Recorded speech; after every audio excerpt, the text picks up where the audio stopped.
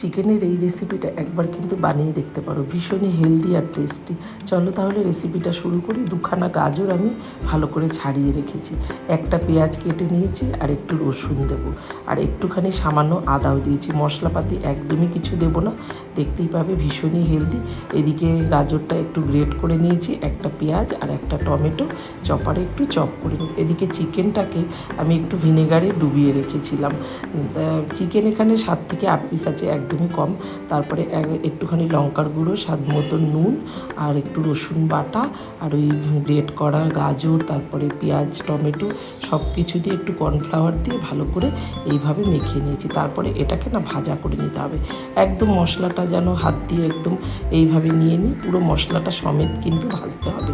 ভেজে তারপরে চিকেনটাকে উল্টে পাল্টে ভেজে ভালো করে তারপরে তুলে নিতে হবে। তারপরে ওই তেলের মধ্যে একটু রসুন আর আদা বেটে রেখেছি, সেটা দিয়ে দিলাম। তারপরে একটুখানি রসুন আদার বাটাটা একটু দেওয়ার পরপরই তারপরে এখানে পেঁয়াজ টমেটোটা যে চপ করে রেখেছি সেটাও দিয়ে দিলাম। এটা দিয়ে একটুখানি নাড়াচাড়া করে দিয়ে দেবো স্বাদ মতো নুনটা দিয়ে আবারও ভালো করে নাড়াচাড়া করে তারপরে ওই যে গাজরটা গ্রেট করে রেখেছি সেটা দিয়ে দিলাম। চাইলে কম দিতে পারো গাজরটা, তবে আমি একটু বেশি দিয়েছি। আমার ছেলে কোনো সবজি খায় না, তো তাই জন্য সবজিটা খাওয়ানোর জন্য একটু গাজরটা বেশিই দিয়েছি আমি। তারপরে একটুখানি গোলমরিচের গুঁড়ো দিয়ে দিলাম, ভাজা চিকেনটাকেও দিয়ে দিলাম। একটু নাড়াচাড়া করে একদম মিক্সিং জারটা ধুয়ে একটু সামান্য একটু জল দিয়ে একটু ভালো করে নাড়াচাড়া করে একদম ঢাকনা চাপা দিয়ে একদম গ্যাসের ফ্লেমটা লোতে রেখে দিতে হবে। কিছুক্ষণ হয়ে গেলেই দেখবে মাংসটা একদম সেদ্ধ হয়ে যায়। তারপরে এই যে নামিয়ে নিয়েছি, সবশেষে একটুখানি ফ্রেশ ক্রিম দিয়ে দিলাম। ফ্রেশ ক্রিম না থাকলে এখানে একটুখানি বাটারও ব্যবহার করতে পারো, তাতেও বেশ ভালো হয়। একদমই মাখো মাখো করে নামিয়ে নিলে এই যে একদম রেসিপিটা কিন্তু একদম কমপ্লিট।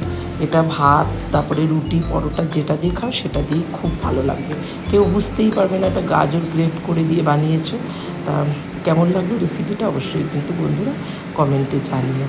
আর একটুখানি দেখতেই পেলে ফেস ক্রিমটা একটু টাইট ছিল, তার জন্য একটুখানি ফেস ক্রিমের মধ্যে আমি একটুখানি দুধ নিয়ে একটুখানি গার্নিশিং করে দিলাম। কেমন লাগলো অবশ্যই জানিও। আজ আসি, টাটা।